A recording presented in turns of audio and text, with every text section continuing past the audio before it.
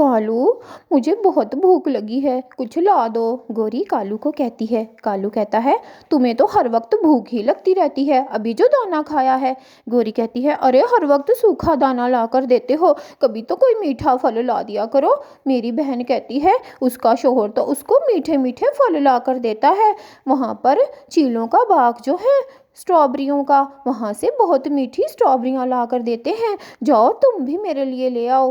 کوا گوری کی ایسی باتیں سن کر اڑتا ہے اور چڑیا کے باغ میں چلا جاتا ہے جس کا اسٹرابریز کا باغ ہوتا ہے۔ چڑیا کو کہتی ہے کیوں آئے ہو کالو یہاں پر؟ کالو کہتا ہے چڑیا چڑیا میری گوری کو بہت بھوک لگی ہے، ایک آدھ اسٹرابری ہی دے دو۔ چڑیا کہتی ہے بہت بھوکے ہو تم دونوں، جاؤ وہاں سے ایک اسٹرابری توڑ لو۔ اور کوا 5-6 اسٹرابریاں توڑ لیتا ہے اور کہتا ہے چڑیا کو تو پتہ ہی نہیں چلا۔ اور پھر راستے میں وہ خود ہی رکتا ہے اور اس کی خوشبو سے بے چین ہو کر خود ہی کھا جاتا ہے، کہتا ہے گوری کے لیے اور لے آؤں گا۔ جب وہ کھا چکتا ہے تو کہتا ہے اب پھر جانا پڑے گا۔ وہ دوبارہ جاتا ہے اور کہتا ہے چڑیا چڑیا وہ اسٹرابری تو میری گر گئی ہے پانی میں، مجھے ایک اور اسٹرابری دے دو، میری گوری بہت بھوکی ہے۔ چڑیا کہتی ہے تم تو ہو ہی دھوکے باز اور چالاک، پتہ نہیں گری ہے یا کھا لی، جاؤ ایک اور لے لو۔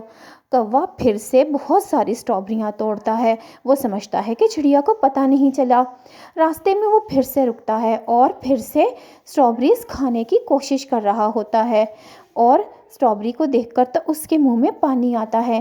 اچانک اس کو ڈھونڈتے ڈھونڈتے گوری بھی چڑیا کے باغ میں آ جاتی ہے اور کہتی ہے چڑیا چڑیا میرا شوہر میرے لیے کھانا لینے نکلا تھا، ابھی تک نہیں آیا، مجھے بہت بھوک لگی ہے، ایک اسٹرابری دے دو۔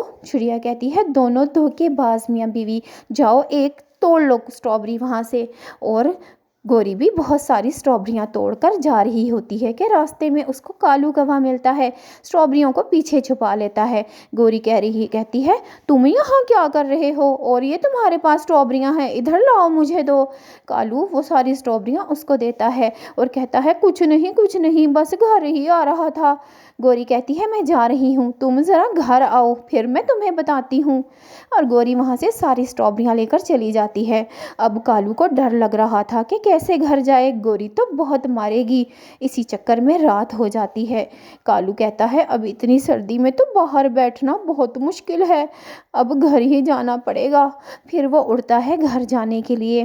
گھر جاتا ہے تو دیکھتا ہے کہ گوری تو سو رہی ہے، وہ شکر کرتا ہے کہ سو رہی ہے، اٹھی ہوتی تو ابھی مارتی۔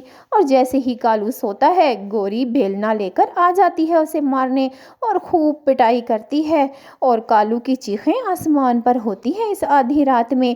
اب کالو کو خوب سزا ملی۔ پیارے بچوں کہانی اچھی لگی تو لائک ضرور کرنا اور ہمارے چینل کو سبسکرائب ضرور کر لو۔ آپ کہانی دیکھ کر چلے جاتے ہو، لائک بھی نہیں کرتے اور سبسکرائب بھی نہیں کرتے۔